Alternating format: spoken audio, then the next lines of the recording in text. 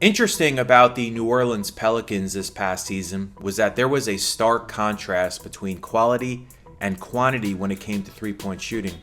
While they shot 38.3% from beyond the arc, the fourth best mark in the league, they averaged the seventh fewest attempts, with 32.6 of them per contest. Times that they were a heavier three-point shooting team were when rookie Jordan Hawkins was on the floor. 65.4% of the shots taken by Hawkins were from three-point range. Among the 213 players who took at least 400 shots this season, that was 12th highest. Among the players with a higher three-point attempt percent rate was his Pelicans teammate Trey Murphy III, as 72% of his shot attempts were from downtown. Number one on that list, in case you're curious, was Celtics sharpshooter Sam Hauser. 83% of his shot attempts came from three-point distance. What stands out most about Hawkins and his outside shooting is that he's comfortable shooting with little space. Even with a defender swarming him, he's able to make threes at a pretty efficient rate using his quick release and good mechanics. According to Second Spectrum tracking data, he took 80 standstill catch-and-shoot three-pointers that were heavily contested, and he made 45% of them. Among the 42 players who took at least 80 of them, that was the 10th best mark. Number one on this list was Clippers guard Norman Powell, and number two was Kevin Durant.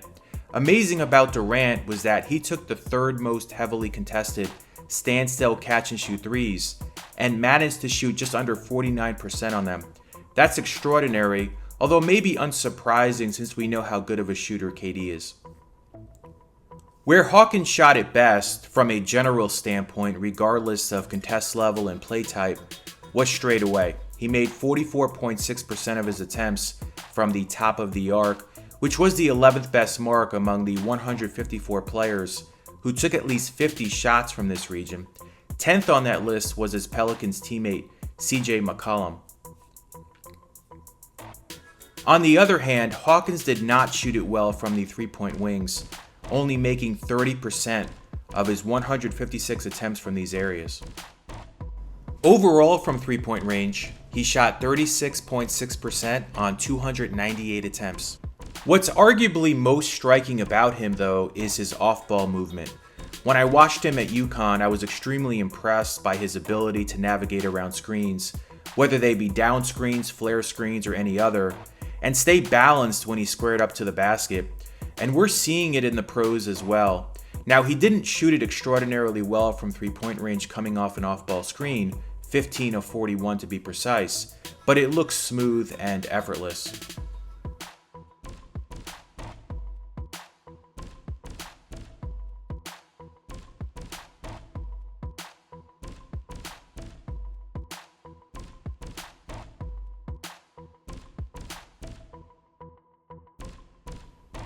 There are a few players right now in the league that thrive at this. Among them are Steph Curry and Klay Thompson.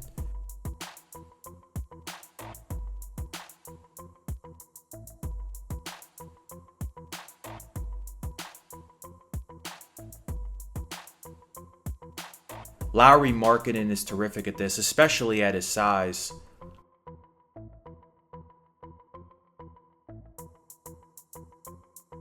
Also, Paul George and Brandon Miller are very good at this. Miller, of course, has often been compared to George.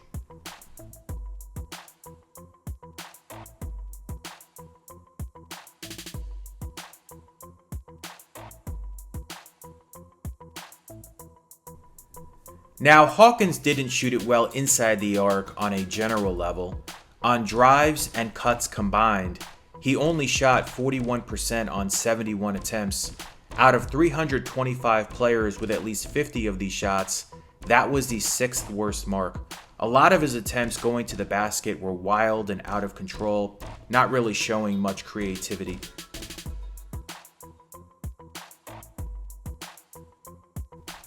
He does have a pretty good touch, however, on step-back jumpers, as you can see from these clips.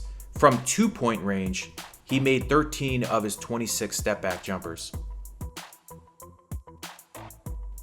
Only 28% of his shot attempts were self-created, That was the 17th lowest mark among the 213 players who took at least 400 shots.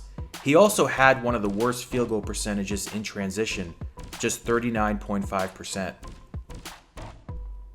In 67 games, Hawkins averaged 7.8 points, 2.2 rebounds, and 1 assist, shooting 38.2% from the field overall and 36.6% from three-point range. Twice he erupted for over 30 points, first on November 6th at Denver when he scored 31 points, and then again on January 13th at Dallas where he erupted for 34 points. So that'll wrap up this video. If you like this kind of content, please subscribe.